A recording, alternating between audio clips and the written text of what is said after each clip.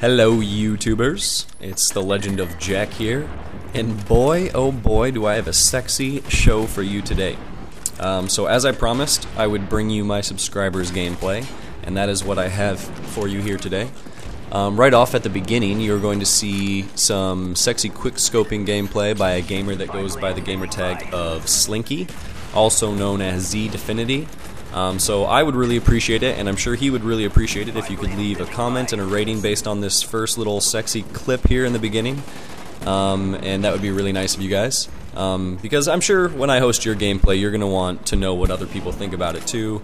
And since you're all my lovely subscribers, I treat you all equally, you know. You're all going to have a chance. So yeah, give him some feedback.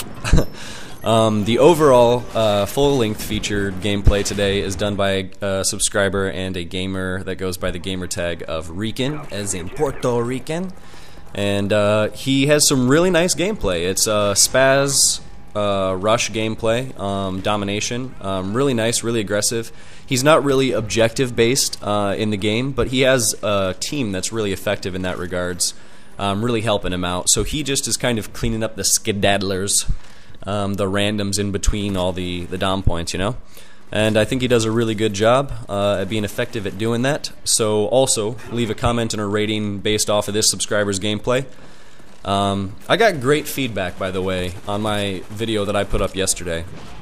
I literally gained like 30 subscribers in a day. It was like my best, like, adding subscribers day. I think there's a better way to say that maybe, but that's it. It's coined term now. That's my new terminology. I'm gonna have an anniversary for that day. I'm gonna celebrate. I'm gonna have cupcakes. I'm gonna put a little candle in it, make wishes, blow it out. Anyways, no, seriously, I got a great response to the video I put up yesterday. I think that a lot of you love the idea of me hosting my subscribers' gameplay. Of course, I'm going to be keeping my games going up there too, but I really want to be interactive with you guys because you guys are, to keep you active, I have to be active with you. It's a relationship that we got going on here. And I don't want to be a bad wife, you know. I want to treat you guys well. I want to cook your meals from time to time, but only if you're going to cook some for me, you know. But on a serious note, I really like the idea myself of bringing you guys my subscribers gameplay too, because like I said, you guys have some things to offer that I just don't have, and that's different playing styles and different techniques and different preferences, different routes. And I like all those things, and it brings something fresh to the channel, you know. So please leave a comment and a rating. A lot of you sent me messages, and I will get to your footage. When I do get to your footage, I'm going to send you a message telling you what I captured. Oh yeah, for the newcomers, the stipulation is that you have to message me on Xbox Live. I can't capture it from YouTube unless I go to like an external website, and it can be a hassle sometimes is all I'm getting at. I'd much rather be able to capture it myself from the theater mode, from your file share.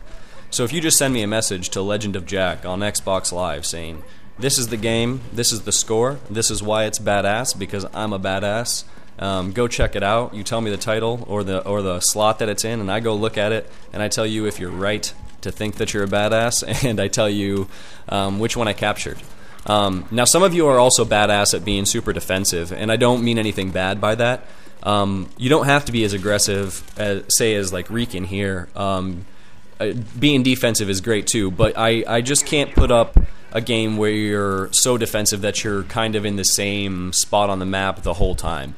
And it's just because it's not entertaining for my subscribers. You know, like, I understand what you're doing. You're accomplishing the mission. I understand that in the context of the game. But in the context of entertaining gameplay, it's not necessarily the best just to see you win. It's more important to see you even struggle to get there sometimes if you're being super aggressive. I find people like that much, much more.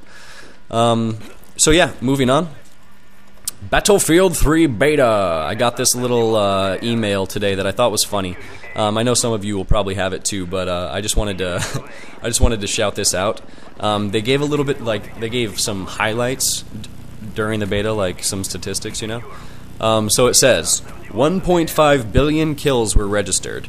That's equal to half of all liters of beer consumed in the world during 2011. I thought that was interesting. 47 billion shots were fired. If you could travel 1 year or 1 light year for each bullet, you'd reach the edge of the known universe. I think they're going out on a limb there a little bit, but whatever. 19 million of you lost dog tags at knife point. That's 1 for every single person in Shanghai, the world's most populated city. The longest headshot recorded, I thought this one was awesome, on Operation Metro, clocked in at 635.6 meters. That's the equivalent of 8 city blocks. Longest headshot. Amazing. So let me know what you guys think about those. Other than that, in the news today, I read quite a few interesting articles, and as always, I think it's important to note that I'm not reporting the news in any way, shape, or form.